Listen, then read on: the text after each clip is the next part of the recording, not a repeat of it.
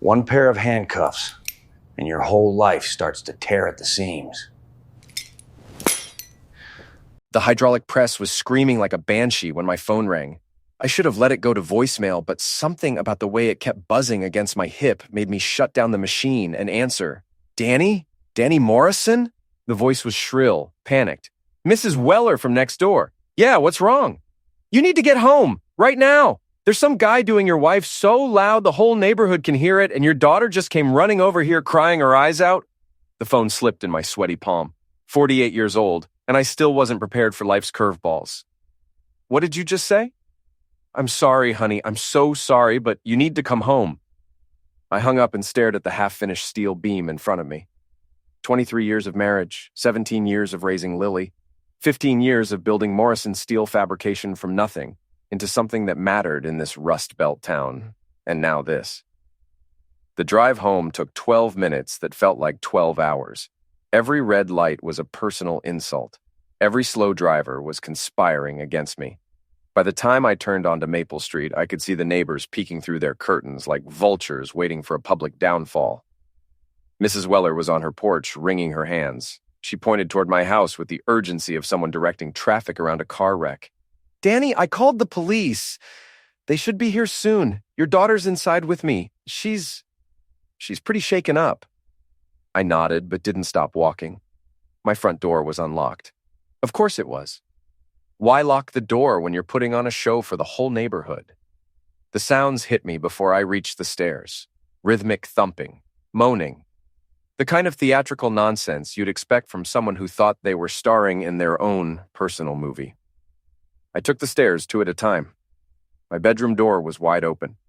Leah was handcuffed to our headboard without clothes, with some muscle-bound idiot in designer boxer briefs standing over her like he'd just conquered Mount Everest. The guy had the kind of tan that came from a salon and the kind of confidence that came from never being punched in the face. Well, I said, stepping into the room, nothing like a neighborhood orgy to spice up a Thursday. Both of them froze. The guy, who I now recognized as Chet Brennan from the car dealership downtown, grabbed for his pants. Leah just stared at me with a mixture of defiance and panic. Danny, she started, this isn't what it looks like. I laughed, actually laughed. Really? Because it looks like you're handcuffed to our bed while Pretty Boy here is auditioning for an X movie. But hey, maybe I need glasses. Chet had managed to get his legs into his jeans and was trying to look intimidating. Look, man, we can work this out like adults. Adults? I picked up my old boxing trophy from the dresser, the one I'd won at the Golden Gloves 25 years ago. Adults don't screw other people's wives in their daughter's house. That's when I hit him. Not hard enough to end him, but hard enough to send him stumbling backward into the wall. The trophy left a nice dent in his perfectly sculpted jaw. You're crazy! Chet yelled, red trickling down his chin. You're absolutely crazy! Maybe, I said, but I'm crazy in my own house with my own wife holding my own trophy. So I figure that gives me some rights here. Sirens were wailing in the distance.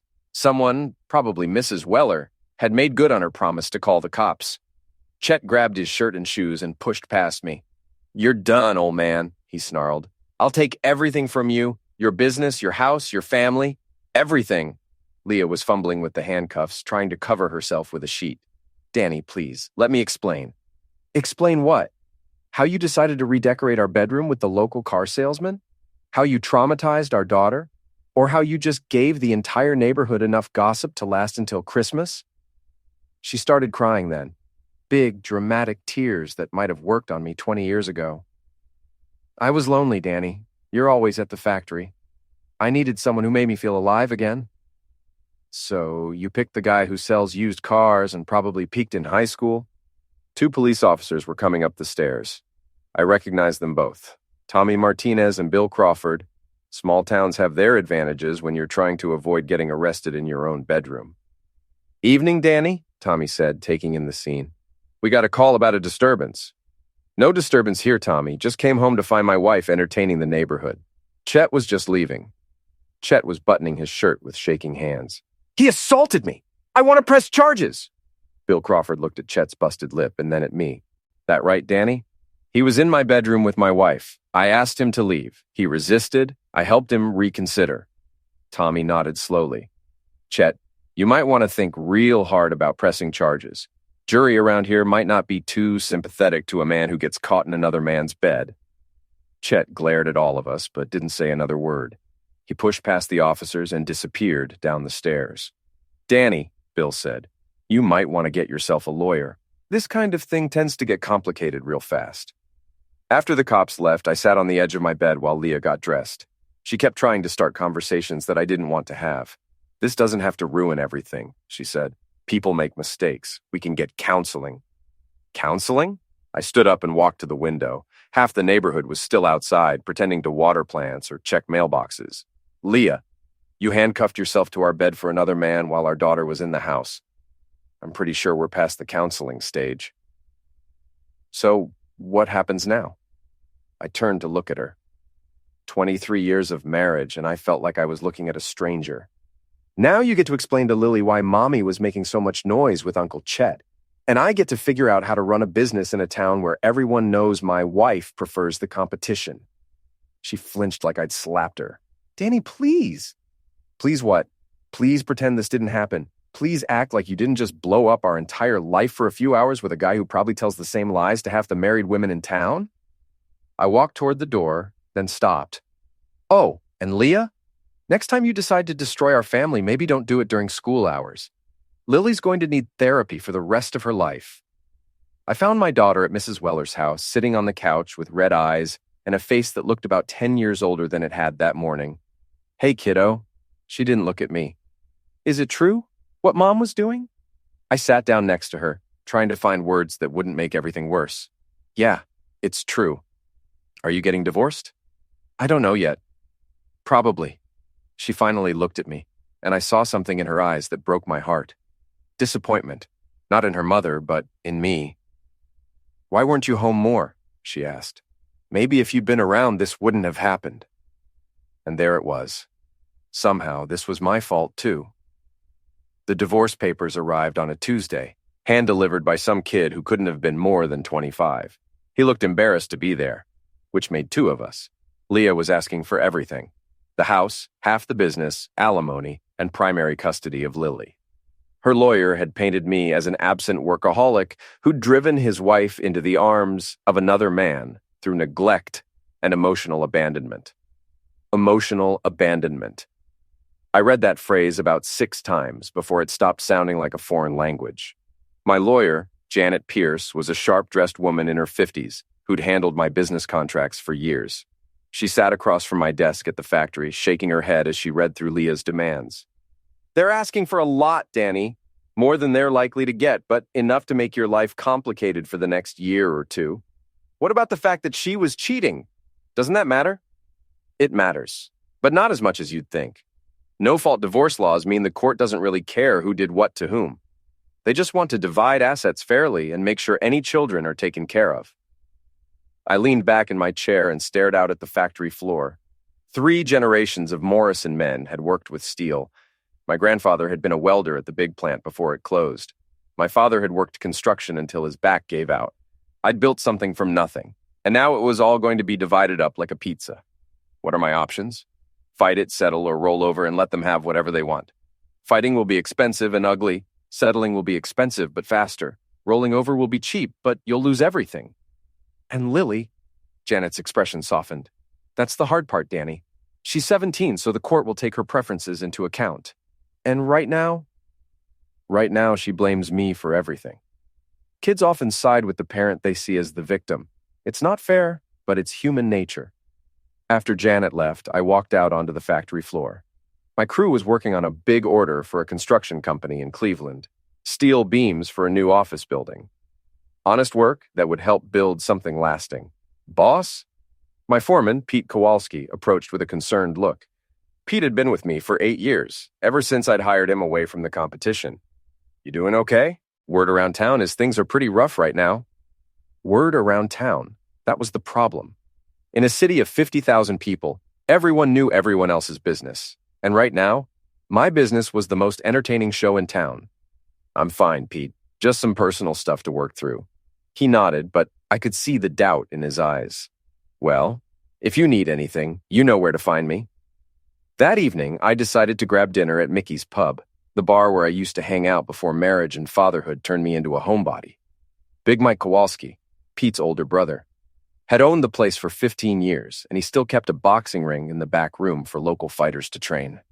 The moment I walked in, the conversation died. 20 people turned to stare at me like I'd grown a second head. Then the whispers started. "That's him. Poor guy. I heard she had the whole thing planned for weeks. Chet Brennan's been bragging about it all over town."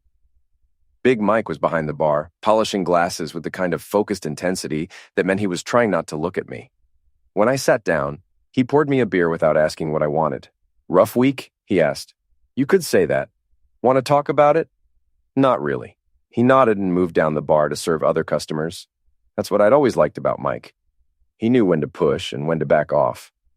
I was halfway through my beer when Gary Hoffman and Steve Walsh walked in. They'd been my best friends since high school. The three of us inseparable through football, graduation, and the early years of marriage.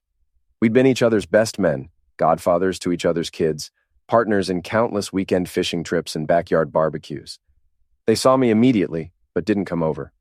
Instead, they took a table on the other side of the room and ordered without acknowledging my existence. I walked over to their table. "Evening, guys." Gary looked up with the kind of expression usually reserved for door-to-door salesmen. "Danny, mind if I sit down?" Steve shifted uncomfortably in his chair. "Actually, we were just talking about some private stuff, maybe another time." Another time. From guys I'd known for 30 years. "What's going on here?" I asked. "We've been friends since we were kids." Gary leaned forward, lowering his voice. "Look, Danny, what happened with you and Leah is unfortunate. But the way you handled it, attacking Chet like that, making a scene in front of the whole neighborhood, that's not who we thought you were." "Who you thought I was?" I couldn't believe what I was hearing. "The guy was in my bed with my wife, in my house, while my daughter was home from school." "And you could have handled it like an adult," Steve said. "Instead, you went caveman on him. Now the whole town's talking about it. Our wives are asking questions about whether we're all just animals waiting to snap." I stared at them for a long moment. "So this is about your wives being uncomfortable. This is about you losing control," Gary said. "And frankly, about you embarrassing yourself and everyone associated with you. Associated with me." I repeated the words slowly. "Gary, I was the best man at your wedding.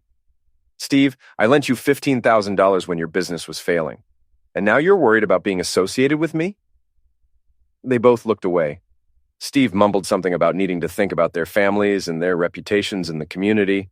I walked back to the bar and finished my beer in silence. Big Mike didn't say anything, but he refilled my glass without being asked. 30 years of friendship, I said to no one in particular. "People show you who they really are when things get tough," Mike replied. "Most of the time, it's not pretty." The next morning, I got to the factory early and found Pete waiting for me in the parking lot. He looked like he hadn't slept much. "Boss, we need to talk." "What's wrong?" 3 customers called yesterday. They're canceling their orders." I felt something cold settle in my stomach. "Why?" "They didn't come right out and say it, but I think word's getting around about your situation. People are worried about doing business with someone who might be unstable." Unstable. Because I'd punched a guy who was sleeping with my wife in my own bedroom. How bad is it? Bad enough. That's about $40,000 in orders, and we were counting on that money to make payroll next month. I unlocked the office and sat down at my desk. The framed photo of Leah, Lily, and me at last year's company picnic was still sitting there, all of us smiling like we didn't have a care in the world. I turned the photo face down. "Pete, I want you to start reaching out to our contacts in Toledo and Columbus. See if we can pick up some work outside the local market." "Already on it, boss. But it's going to take time, and time is something we might not have much of." That afternoon, I drove past Chet's car dealership on my way home. There was a big banner across the front of the building. Brennan Motors, where winners drive. Chet was in the lot, talking to a young couple and gesturing enthusiastically at a red convertible. He saw me drive by and flashed me a grin that could have powered the whole city. I kept driving, but I made a mental note of his license plate number and the shiny black Mustang parked in his personal space. When I got home, the house felt like a museum. Leah had moved out the day after our confrontation, taking most of her clothes and personal items. Lily was staying with her mother but came by occasionally to get more of her things. She was there when I arrived, packing books into a cardboard box. "Hey, kiddo." She didn't look up. "I'm almost done." "You don't have to take everything. This is still your home, too." "No, it's not." She finally looked at me, and I saw that same disappointed expression that had been haunting me for weeks. "Home is where your family is, and you destroyed our family. Lily, your mother was the one who—" "Stop." She held up her hand. "Just stop. I don't want to hear you blame Mom for everything. Maybe if you'd paid attention to her, maybe if you'd cared about something other than that stupid factory, none of this would have happened." She finished packing her box and headed for the door. "I'll be back next week for the rest of my stuff." After she left, I sat in my empty living room and tried to figure out how everything had gone so wrong so fast. 3 weeks ago, I'd been a successful businessman with a wife, a daughter, and friends who respected me. Now I was a pariah whose own child couldn't stand to be in the same room with him. My phone buzzed with a text from an unknown number. I opened it and found a video file. It was security footage from someone's doorbell camera, showing me punching Chet in my bedroom. The angle made it look like I'd attacked him unprovoked, like some kind of maniac who'd lost control. Below the video was a message. "Thought the whole town should see what kind of man Danny Morrison really is. This is going to everyone." I sat there staring at the phone, watching my reputation get destroyed in real time. Within an hour, that video would be on every social media account in town. By tomorrow, it would probably be on the local news. I poured myself a drink and started planning. The video went viral locally within 6 hours. By the next morning, it had been shared on Facebook 400 times, posted to 3 different Instagram accounts, and somehow made its way onto the local news website with the headline, "Local business owner attacks customer in domestic dispute." Customer. They were calling Chet a customer. I was drinking coffee in my kitchen when my phone started ringing. The caller ID showed Janet Pierce's office number. "Danny, we have a problem. Leah's lawyer is using that video as evidence that you're violent and unstable. They're asking for a restraining order and emergency custody of Lily." "A restraining order? He was in my house?" "I know, but the video doesn't show that context. It just shows you hitting him, and with everything else that's been happening." She didn't need to finish. The canceled contracts, the public humiliation, the loss of friends, it all painted a picture of a man spiraling out of control. What do I need to do? Stay away from Leah and Chet. Don't contact them. Don't go anywhere they might be. And for God's sake, don't do anything that could be construed as threatening or violent. After I hung up, I drove to the factory. Half my crew was standing around the coffee machine, and I could tell they'd been talking about the video. When they saw me, they scattered like cockroaches when the lights come on. Pete approached me with a clipboard and a grim expression. "Boss, we lost 2 more contracts this morning, the Henderson job and the municipal project. That's another $60,000. Yeah, and there's something else. Channel 7 called. They want to interview you about the video." I laughed, but there wasn't any humor in it. "Tell them I'm not available for comment." "Already did, but they're planning to run a story anyway, something about domestic violence and small business owners." I spent the rest of the morning in my office trying to focus on paperwork and failing miserably. Every few minutes, my phone would buzz with a notification. Someone else sharing the video? Someone else commenting on what a psycho I was? Someone else explaining how they'd always known there was something off about Danny Morrison? Around noon, I decided to grab lunch at the diner across from the courthouse. It was a mistake. The moment I walked in, every conversation stopped. The waitress, a woman named Carol, who'd been serving me coffee for 10 years, looked at me like I was carrying a loaded tool. "Danny," she said nervously, "your usual table?" I nodded and followed her to a booth in the back corner. As I walked through the dining room, I could feel every pair of eyes tracking my movement. Someone whispered, "That's him," loud enough for me to hear. I ordered a sandwich and tried to read the newspaper, but the words kept blurring together. The local section had a small article about the factory losing contracts, with a quote from an unnamed source saying that recent personal issues had affected the owner's ability to maintain professional relationships. I was halfway through my sandwich when Gary Hoffman walked in with his wife, Linda. They saw me immediately, and I watched Gary whisper something in Linda's ear. She nodded, and they took a table as far from me as possible. After 20 minutes of being stared at like a zoo animal, I paid my check and left. As I was walking to my truck, I heard someone call my name. "Danny! Danny Morrison!" I turned around and saw Chet Brennan jogging across the street from his dealership. He was wearing a perfectly pressed polo shirt and khakis that probably cost more than most people made in a day. "I wanted to talk to you," he said, slightly out of breath. "I don't think that's a good idea." "Come on, man. We're both adults here. I think we can work this out like civilized people." I looked at him, really looked at him, and tried to understand what Leah had seen. He was handsome in a generic way, with the kind of smile that probably worked well on customers who wanted to believe they were getting a good deal. But there was something else there too, something calculating behind the friendly facade. "What do you want, Chet?" "I want to apologize. What happened between Leah and me? It got out of hand. We never meant for it to hurt anyone, especially not Lily." "You never meant for it to hurt anyone?" I repeated his words slowly. "You were screwing my wife in my house while my daughter was home from school, but you never meant for it to hurt anyone. Look, I know you're angry." "Angry?" I stepped closer to him, and he instinctively stepped back. "Chet, angry is what I get when someone cuts me off in traffic. What I am right now doesn't have a name." "That's exactly what I'm talking about." His voice got louder, more confident.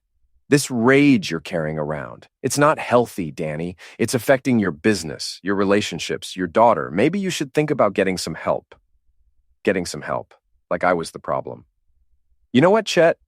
You're absolutely right. I should get some help. Maybe I'll start by helping myself to some information about your business practices. I hear the state's been asking questions about some of your financing arrangements." His face went pale. "What are you talking about?" "Oh, nothing specific. Just rumors.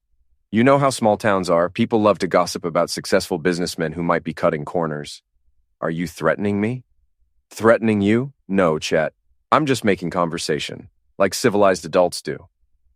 I got in my truck and drove away, leaving him standing in the parking lot with a confused look on his face. It wasn't much, but it felt good to see him rattled for once. That evening, I drove to Lily's school to watch her soccer game.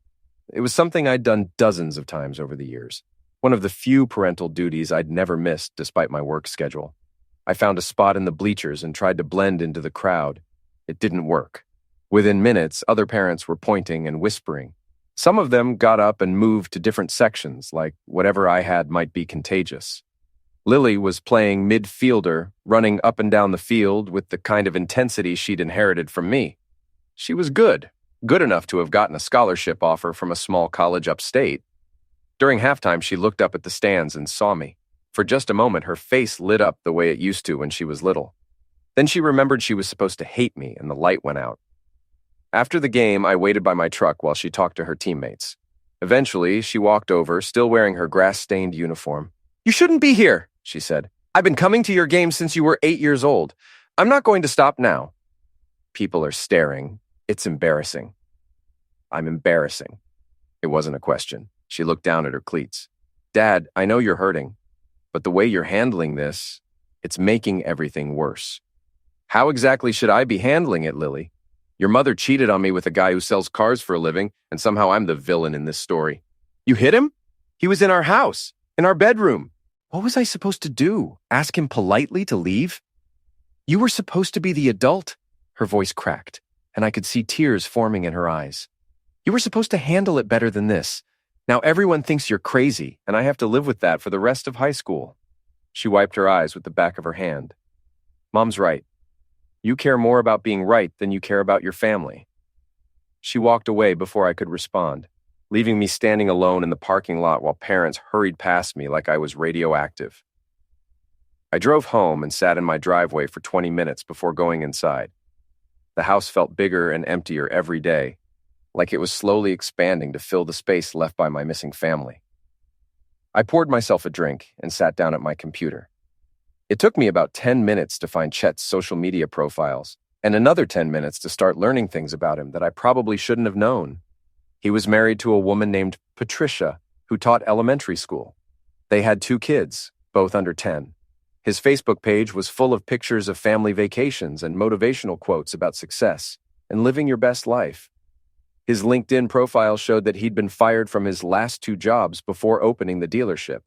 His business license had been suspended twice for consumer complaints. I kept digging, following links and cross-referencing information. By midnight, I had a pretty clear picture of who Chet Brennan really was, and it wasn't the successful entrepreneur he pretended to be. I also had his home address, his wife's work schedule, and the license plate number of that black Mustang he was so proud of.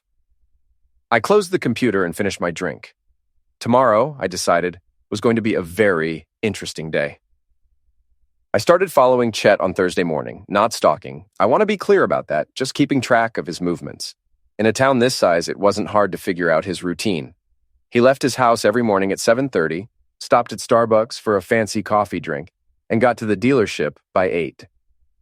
Lunch was usually at the country club with other local businessmen who thought they were more important than they actually were. He left work around 6, hit the gym for an hour, then either went home to his family or made other stops. It was the other stops that interested me. On Thursday, he drove to a small apartment complex on the east side of town and spent 2 hours in Unit 12B. On Friday, he met a blonde woman at a motel out by the highway. On Saturday, while his wife was taking their kids to soccer practice, he was at the yoga studio downtown. The yoga studio was run by a woman named Sable Winters, who'd worked at my factory for about 6 months a few years back. I'd had to fire her for stealing. She'd been taking tools and selling them online. She was also Leah's best friend and the person who'd introduced her to yoga in the first place. Suddenly, things started making sense. I spent Saturday evening parked across from Sable's studio watching Chet's Mustang in the parking lot. At 9 o'clock, the lights went out. At 9:15, Chet came out, followed by Sable. They talked for a few minutes by his car, and I could see her handing him something, an envelope or a small package. Then Sable got in her own car and drove away. Instead of following her, I decided to have a conversation with Chet. I waited until he was unlocking his car, then walked across the parking lot. "Working late tonight?" He spun around, keys in hand, looking like I'd caught him robbing a bank. "Danny, Jesus, you scared me." "Sorry about that. I was just driving by and saw your car. Thought maybe you were having some kind of emergency." No emergency, just, business stuff. Business stuff at a yoga studio, that's interesting." His face was getting red, and I could see sweat forming on his forehead, despite the cool evening air. "Look, what do you want?" I want to understand something, Chet.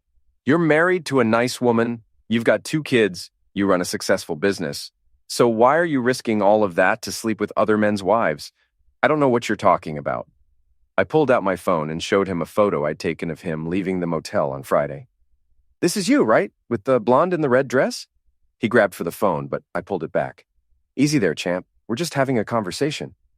"What do you want?" he asked again, but this time his voice was different. Scared. "I want you to tell me about your arrangement with Sable." "What arrangement?" "The one where she sets you up with lonely married women and you both profit from it somehow. The one that's been going on for months, maybe years." He stared at me for a long moment, and I could practically see the wheels turning in his head. He was trying to figure out how much I knew and how much trouble he was in. "You're crazy," he said finally. "You're completely out of your mind." "Maybe, but I'm crazy with a camera and a lot of free time, and I'm starting to think your wife Patricia might be interested in seeing some of the pictures I've been taking." "You can't do that. That's blackmail." "No, Chet. Blackmail is when you demand money or favors in exchange for keeping quiet. I'm not asking for anything except the truth." He looked around the empty parking lot like he was hoping someone would come to his rescue. When no help appeared, his shoulders sagged in defeat. "It wasn't supposed to happen like this," he said quietly. "What wasn't?" "With Leah. Sable introduced us at a party last year. Said Leah was unhappy, looking for some excitement. It was just supposed to be a few dates, maybe a weekend away. But then it got complicated." "Complicated how?" "Leah started talking about leaving you, about us being together permanently. That wasn't part of the plan." I felt something cold settle in my chest. "What plan, Chet?" He was quiet for so long I thought he wasn't going to answer. Then he said, "Sable has a thing about you, Danny. Something that happened when she worked at your factory. She's been planning this for a long time." "Planning what?" "Your downfall. She wanted to destroy your marriage, your business, your reputation, everything." I stared at him, trying to process what he just told me. Sable orchestrated this whole thing? "She found out about your wife's vulnerabilities. Set up situations where Leah and I would meet. Encouraged the relationship. Made sure it would eventually blow up in the most public, humiliating way possible. And you went along with it. She paid me." He looked ashamed now. like a kid who'd been caught stealing candy. My dealership's been losing money for 2 years. I needed the cash, and she needed someone to play the part of the other man. How much? $5,000 to start the affair. Another $5,000 when it became public, and a bonus if she managed to destroy your business. I wanted to hit him again. I wanted to grab him by the throat and squeeze until he stopped breathing. Instead, I took a deep breath and asked, "What was in the envelope she gave you tonight?" "Photos, video, proof that you've been following me around, taking pictures. She's going to use it to get a restraining order, maybe have you arrested for stalking." The pieces were falling into place now. Sable had orchestrated everything. The affair, the public humiliation, even my response to it. She'd been playing chess while I was playing checkers. Where is she now? I don't know. Probably at home. I pulled up Sable's address on my phone. She lived in a small house about 10 minutes away, in a neighborhood that had seen better days. "Chet, I want you to call her. Tell her you need to meet her right now. Tell her it's urgent." "I can't do that." "Yes, you can, because if you don't, I'm going to send every photo I have of you to your wife, your customers, and the local newspaper. And then I'm going to make sure everyone in town knows that you're a paid gigolo who specializes in destroying families." He looked at me for a long moment, then pulled out his phone. 20 minutes later, we were sitting in my truck outside Sable's house, waiting for her to arrive. Chet was nervous, fidgeting with his keys and checking his phone every few seconds. "What are you going to do?" he asked. "I'm going to have a conversation with an old employee. She's not going to admit to anything. She doesn't have to. I just need her to understand that the game is over." Sable's car pulled into the driveway at 10:15. She got out and walked to the front door, moving with the kind of confident stride that belonged to someone who thought they were winning. I waited until she was inside, then got out of the truck. "Stay here," I told Chet. "And if you even think about driving away, remember that I have enough evidence to destroy your life." I walked up to Sable's front door and knocked. When she opened it, her face went through several expressions in rapid succession: surprise, confusion, and finally, calculation. "Danny Morrison, what a surprise." "Hello, Sable. We need to talk." "I don't think we have anything to talk about." "I think we do. I know about your arrangement with Chet. I know about the money, and I know this whole thing was your idea." She stepped back and tried to close the door, but I put my hand against it. "I also know about the photos you gave him tonight, the ones you're planning to use to have me arrested." Her eyes narrowed. "Get off my property." "In a minute. First, I want you to know that I've been documenting everything. Your meetings with Chet, his visits to other women, the money changing hands. I've got enough evidence to prove that you've been running a blackmail operation using lonely married women as bait. You can't prove anything. Maybe not in court, but I don't need a court conviction to ruin your life, do I? All I need is reasonable doubt and a good story, the kind of story that local newspapers love to print." She stared at me for a long moment, and I could see her trying to figure out her next move. Finally, she smiled. Not a pleasant expression. "You think you're so smart, don't you? Coming here, making threats, acting like you're in control." "I am in control." "No, Danny, you're not. Because tomorrow morning, those photos are going to the police. And by tomorrow afternoon, you'll be in jail for stalking. Your business will be finished, your daughter will be ashamed of you, and everyone in this town will know that Danny Morrison is a dangerous man who can't be trusted." "Is that what you think is going to happen?" "That's what I know is going to happen. Because I've been planning this for 3 years, ever since you fired me and ruined my reputation. And now it's your turn to lose everything." I nodded slowly. 3 years is a long time to hold a grudge. It wasn't a grudge. It was justice. Justice. I repeated the word like I was tasting it. "Sable, you were stealing from me. Tools, materials, petty cash. I caught you red-handed. I took what I was owed. You underpaid me, overworked me, and treated me like I was disposable. So you decided to destroy my marriage. I decided to show everyone who you really are. A selfish, controlling man who cares more about his precious factory than his own family." I could feel my anger building, but I kept my voice calm. "And Chet? What's his excuse?" "Chet needed money, and I needed an actor. It was a business arrangement. A business arrangement that destroyed my family. Your family was already broken, Danny. I just helped it fall apart faster." I stood there looking at her, this woman who'd spent 3 years planning my destruction, and I realized something important. She was right about one thing. I had been selfish and controlling. I had put my business ahead of my family. I had failed as a husband and father, but that didn't give her the right to play God with other people's lives. Sable, I want you to know something. Tomorrow morning, I'm going to hold a press conference. I'm going to tell everyone in town about your little business arrangement. I'm going to show them the photos of Chet visiting multiple women, the evidence of money changing hands, and the proof that you orchestrated this whole thing. You can't do that. Yes, I can. And then I'm going to sue you for intentional infliction of emotional distress, conspiracy, and anything else my lawyer can think of. I'm going to make sure everyone knows that Sable Winters is a manipulative sociopath who destroys families for money. Her confident expression was starting to crack. No one will believe you. Maybe not, but they'll have reasonable doubt. And in a town this size, reasonable doubt is enough to ruin someone's reputation forever. I turned to leave, then stopped. Oh, and Sable, those photos you're planning to give to the police?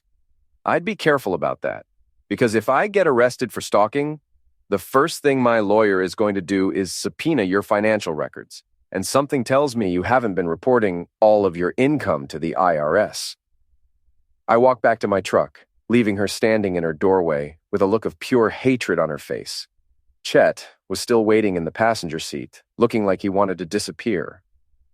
What happens now? He asked. Now you're going to help me end this thing once and for all. How? I started the engine and pulled away from Sable's house. We're going to give the people of this town a show they'll never forget.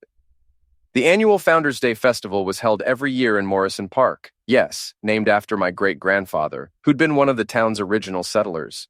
It was the biggest event of the summer, with food vendors, live music, and a stage where local politicians made speeches about community values and small-town pride. This year, I decided, they were going to get a different kind of speech. I spent Sunday morning making phone calls and sending emails.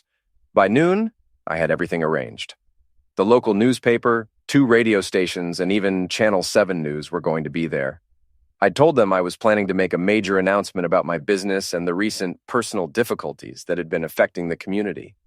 At 2 o'clock, I met Chet at the park. He looked like he hadn't slept in days, which was probably accurate. Are you sure about this? He asked. I'm sure. The question is whether you're going to follow through on your end of the deal. We'd spent most of Saturday night working out the details.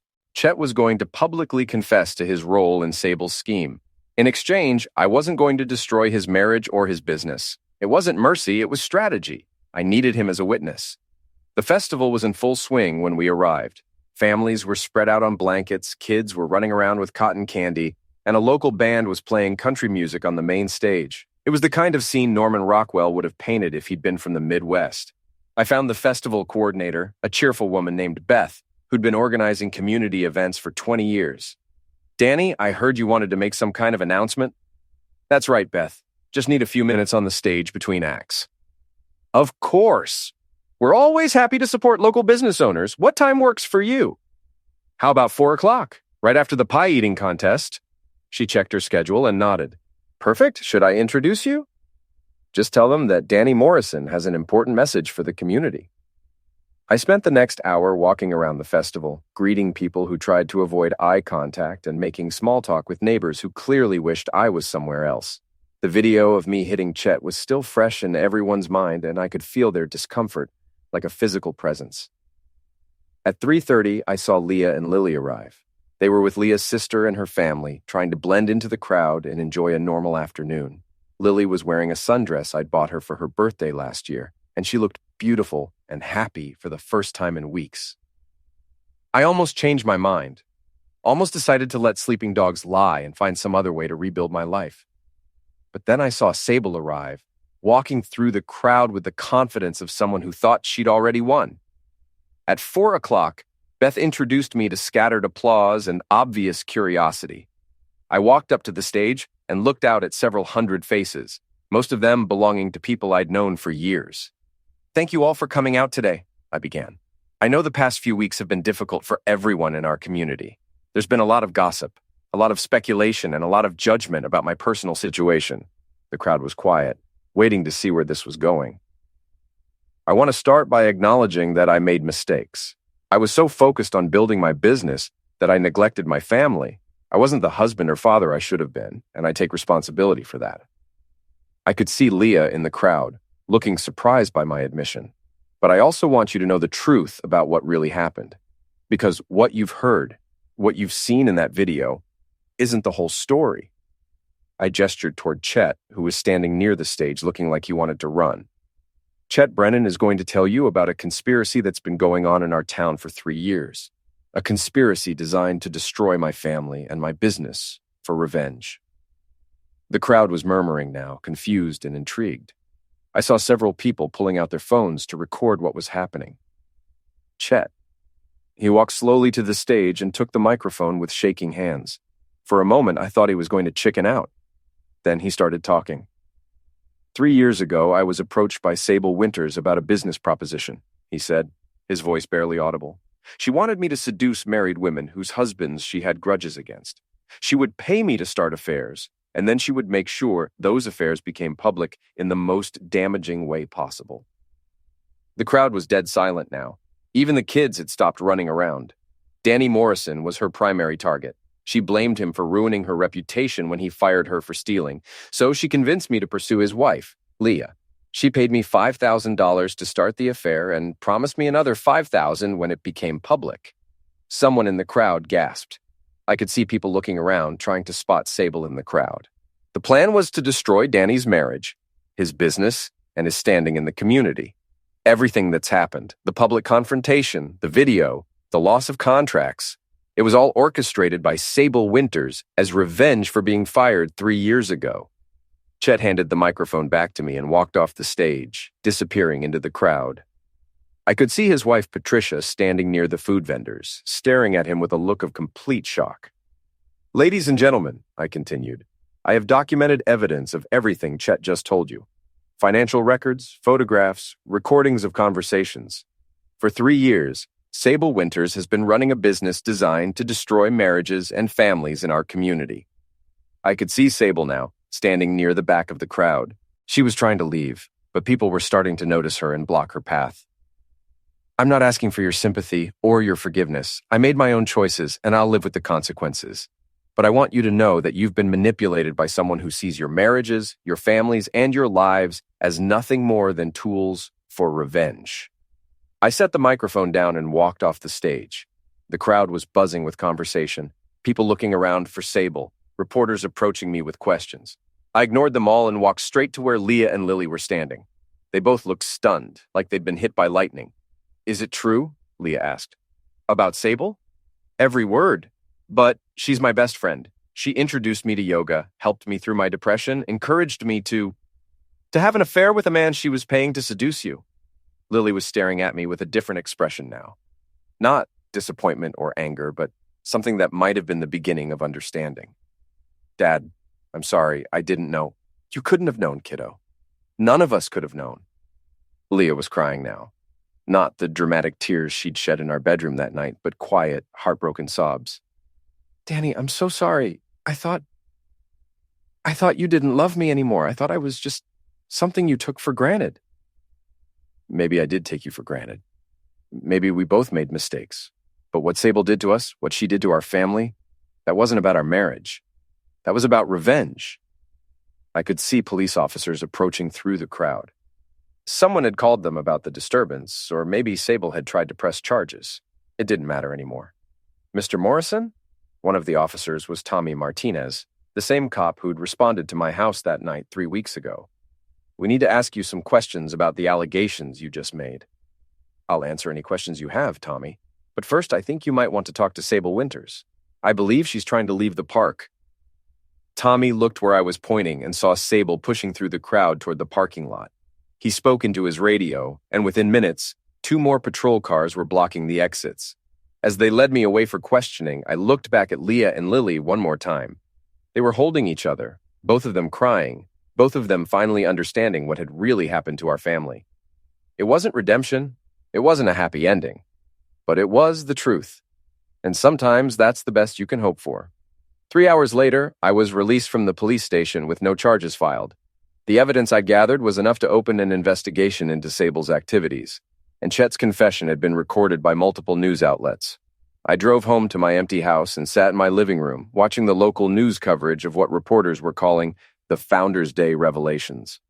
They interviewed festival goers, showed clips of Chet's confession, and speculated about the legal implications for everyone involved. Around 9 o'clock, there was a knock at my door. I opened it to find Lily standing on my porch holding a small suitcase. "Can I come home, Dad?" I hugged her tighter than I had in years. "This is your home, kiddo. It always has been." We sat on the couch and talked until after midnight. Really talked. For the first time since she was a little girl. She told me about the pressure she'd felt to choose sides, about the guilt of blaming me for something that wasn't entirely my fault, about the confusion of having her world turned upside down by people she'd trusted. I told her about the loneliness of the past few weeks, about the friends who'd abandoned me, about the fear that I'd lost everything that mattered. "What happens now?" she asked. "Now we figure out how to be a family again. Maybe not the same family we were before, but something new, something honest." "What about Mom?" "I don't know yet. We'll have to see if she wants to be part of that family."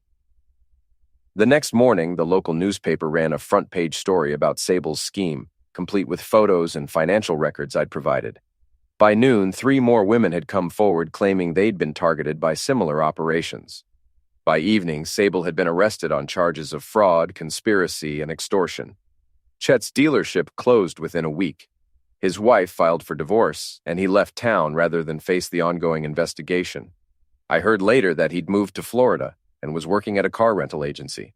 My business slowly recovered as the truth came out, and contracts started coming back.